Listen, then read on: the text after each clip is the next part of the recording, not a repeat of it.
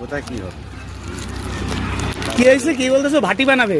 হ্যাঁ, কারখানার জন্য ভাটি বানাবে, তারপরে ভাটি ভাটি শুকাবে, তারপরে কারখানার মাল তৈরি হবে, তারপরে এখানে জিনিস আসবে।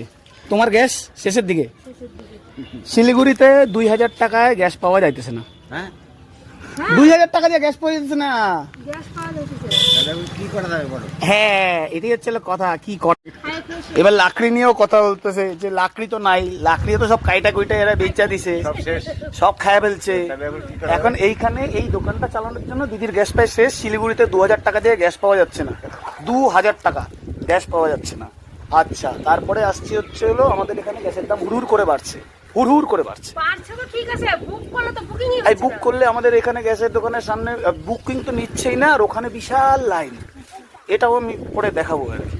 তো একটা অপদার্থকে মাথার উপরে বসালে এই জিনিসগুলো ফেস করতে হয়।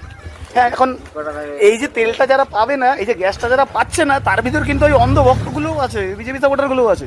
ওদের বললে ওরা বুঝবে না, ওদেরকে বললে ওরা বলবে যে পাকিস্তানে গ্যাসের দাম এত। পাকিস্তানে গ্যাস পাচ্ছে, আমরা পাচ্ছি না ভাই, ওরা তো পাচ্ছে। আমরা পাচ্ছি না, তোরাও পাচ্ছিস না। তোদেরকেও কি লাইনে গিয়ে দাঁড়াইতে হবে। এই লাইনে গিয়ে তোরা দাঁড়াবি, সবাই দাঁড়াবে। এই দোকানটা বন্ধ হওয়ার মুখে, কারণ গ্যাস শেষ। দিদি তাহলে চা করতে পারবে না, চাটা যদি না করতে পারে তাহলে ইনকাম মোটামুটি গেল।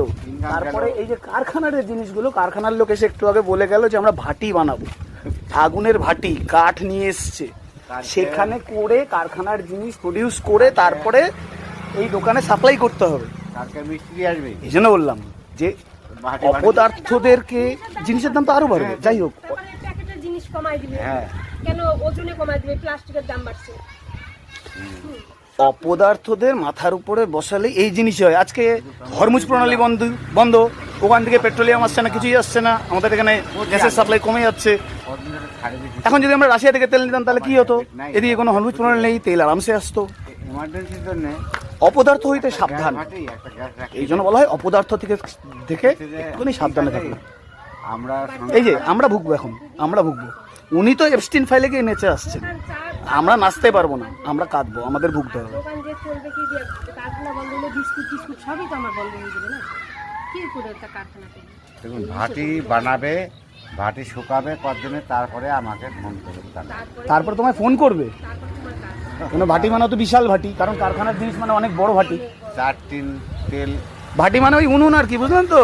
মাটির জিনিস বানাচ্ছে, বানিয়ে এবার করতে হচ্ছে। হ্যাঁ, 4 টিন তেল ঢালবে কড়াইতে, তাহলে ভাবো একটা করে 4 টিন তেল। একটা কড়াইতে 4 টিন তেল যাবে। তারপরে ভক্ত চলো এনজয় করো।